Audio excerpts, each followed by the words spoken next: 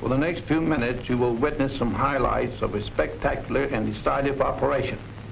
A few brief flashes on the screen will bring you the end product of years of training and planning and construction.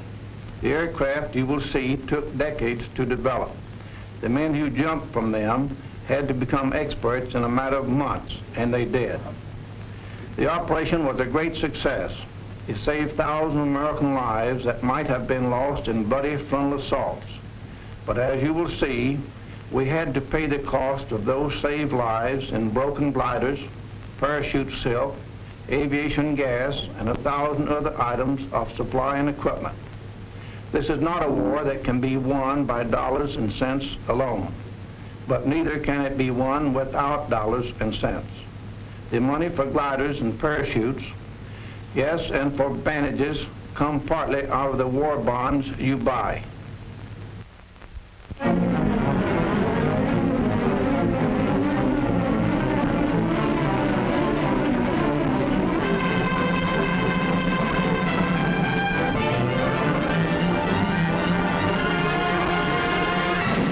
Communique number 1, June 6th, Allied headquarters. Under command of General Eisenhower, Allied naval forces supported by strong air forces began landing Allied armies on the northern coast of France. The greatest news story in 1944. D-Day, H hour. That fateful moment for which the whole world held its breath. But in the night hours of D-Day -1, long before these first assault boats nosed onto the beach, American fighting men, troop carriers, paratroops, airborne infantry, and glidermen were already there. This picture is a small tribute to those men, living and dead, who went in before H hour on D-Day, 5 hours ahead of the main force, to start the destruction of Fortress Europe. Their story begins in a village in England. Not the kind of village that you ever saw or read about, but a strange, unsightly place, one that had sprung up almost overnight and was known to its citizens as Shantytown. Its buildings were fashioned entirely from heavy boxes and shipping crates used in transporting thousands of gliders from the United States. It was a growing community. Every time a glider moved out of its crate, there were impatient tenants waiting to move in and set up housekeeping. Or perhaps a business establishment. And everyone in town was there for one purpose, for the day when they would join forces with the British to make the big jump. The jump that would carry them not only across the English Channel, but across an almost solid wall of steel and iron and guns and ruthless, determined men, trained for generations in the art of death and destruction. But impregnable as these defenses appeared, we had a plan to surmount them. The wall of fortifications stretched along the entire coast of Europe. Part of the plan called for our air forces to carry an army of paratroops and airborne infantry over this wall. The chiefs of staff wanted them dropped deep in German-held territory to establish defense areas and block the movement of the enemy reserves. Then they decided the invasion spearhead was to strike in Normandy.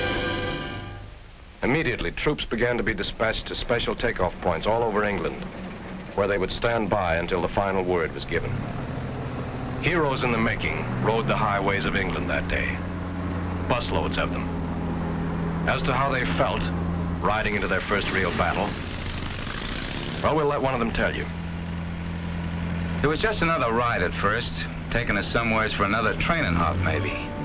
After 18 months of training, you get so you don't expect anything else. At least that's the way we paratroops figured, and I guess the glider guys felt pretty much the same. But we found out different. They took us to a sealed airport where nobody was allowed in and none of us allowed out. This didn't bother the hot lick swingsters. We kept in shape with regular exercises and then maybe a game or two. We knew there was something cooking now, something big.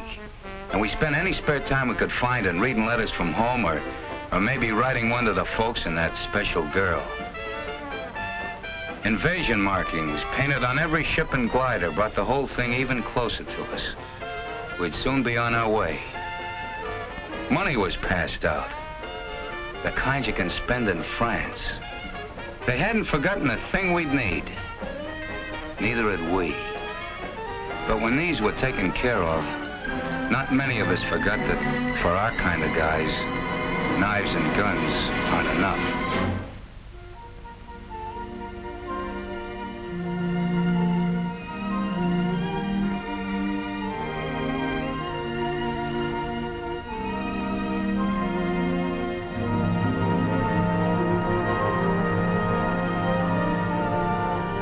Now we were really ready.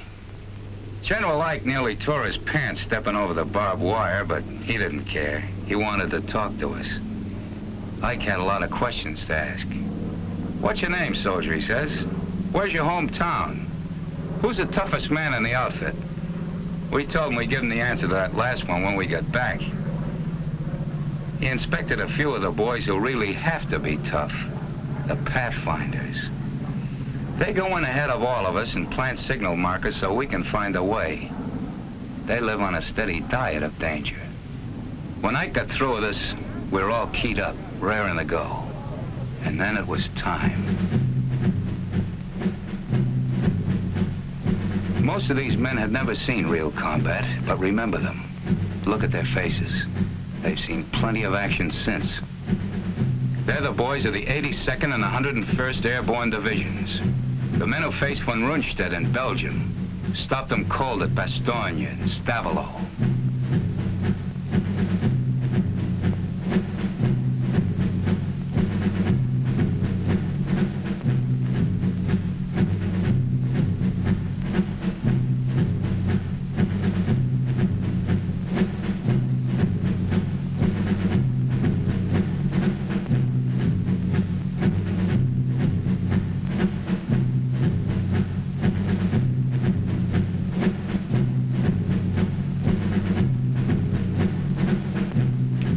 They'd given us brand new parachutes, and I remember one little guy saying he wasn't worried none about them opening because the company that made them was in his hometown, and his mother worked there in final inspection. A few of the outfits got the idea they ought to show the Germans we had Indians in America. Here they are. Indians from the Loop, from Back Bay, and the Bronx. Climbing into the ship, some of us were loaded so heavy that we had to be shoved on board by the others or we'd have never made it.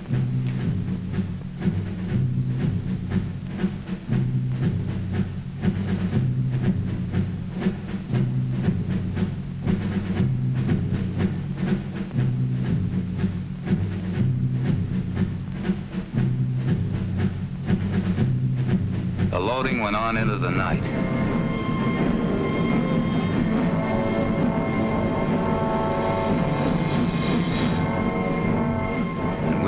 Places and ready long before takeoff time. Then we heard the roar of engines as the Pathfinder ships began hopping off.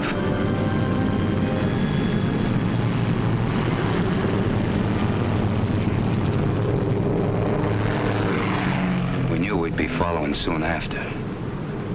That takeoff was something I'll never forget. Sure, we'd all made a lot of training hops, but this was different. Like the first time you ride a bicycle, only with a whole lot farther to fall if anything goes wrong. Nothing did, though. Not with those troop carrier guys at the controls. Talk about making trains run on time. You could have really set your watch by the split-second way those guys took us off. They took those ships off the ground like it was just another practice run. For them, I guess it was. After all, they were going to have to fly it again and again, all night and the next day. Only under fire. And that's no fun when you figure that these C-47s haven't any armor, no guns, and have to fly low over the drop-in zones, straight as on a bombing run. After we hit the channel and started across, every light went out.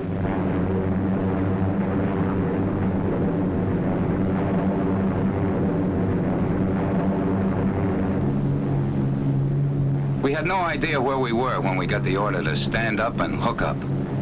That came so quick we didn't have time to do much thinking before we were over the side and starting that 400-foot drop into France.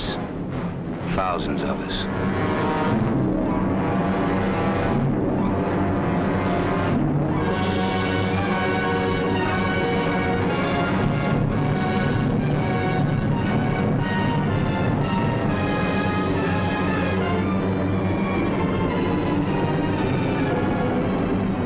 far behind came the first bunch of gliders.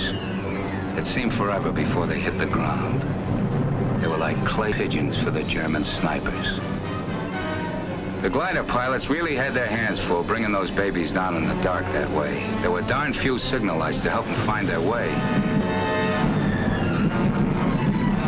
The Germans had caught on with crossfire almost from the minute they'd set down.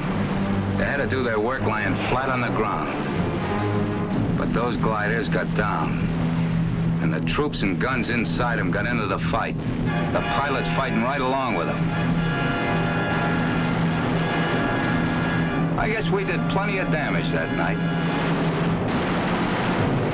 Yes, they did plenty of damage. Blocking road junctions, knocking out bridges, capturing fields for airstrips, and all the while, out in the channel behind them, Navy guns kept slamming away at the beaches, softening things up for the big push that would begin at dawn, clearing the way for the biggest invasion in history, the greatest movement of men and supplies.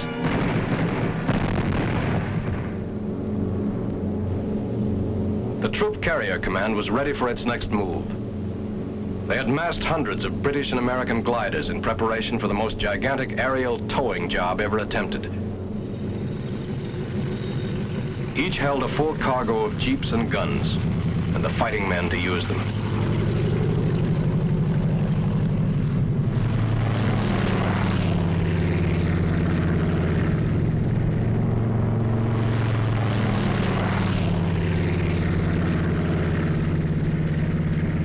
The lives and success of those who were already in France depended on the flight of this vast armada. They were greatly outnumbered and desperately needed these reinforcements. How they got them, a story of two-way air traffic and an unbroken chain of planes and gliders stretching from England to France and back again, is best told by a man who was a part of it all. Maybe we glider pilots didn't show it, but we were as excited over flying across that English Channel as Blériot must have been when he flew it for the first time, years before most of us were born. He didn't have much of an airplane under him, but then there weren't any German guns waiting for him on the other side.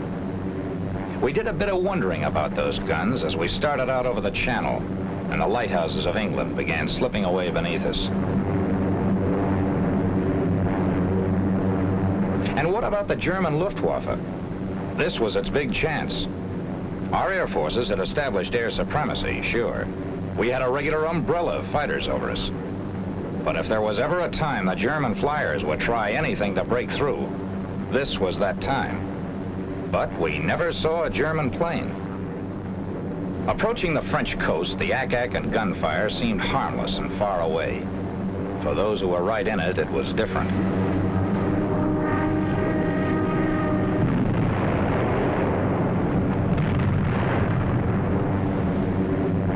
It gave us a feeling of pride to be a part of it all, looking down at those men on the beaches of Normandy. We felt a little guilty, too, sitting up over them, not even getting our feet wet.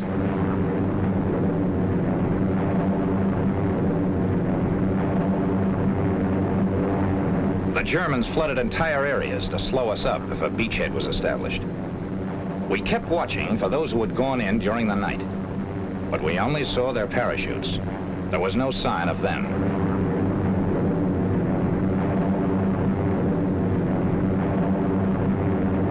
The first glider. We'd find out pretty soon what had happened.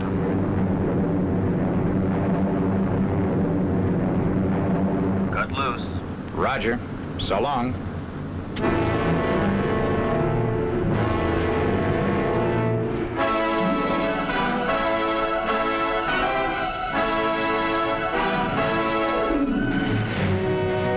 We stretched our glides as much as possible. That way, we ended up near the edge of the fields where we could run for cover as soon as we got out. Not everybody came down exactly where they wanted to. One glider went right into a German field headquarters. And what was that I said about not getting our feet wet? This bunch was lucky. The Germans were under control in this section. But more than one tow ship and glider made its last flight that day. Guns didn't do all the damage. 15-foot poles driven into the ground ripped off wings and smashed through fuselages. The men who stepped out of this glider will never know if their first mission was successful. But it was plenty. Yes, their mission had been successful. But this down payment on freedom ran very high.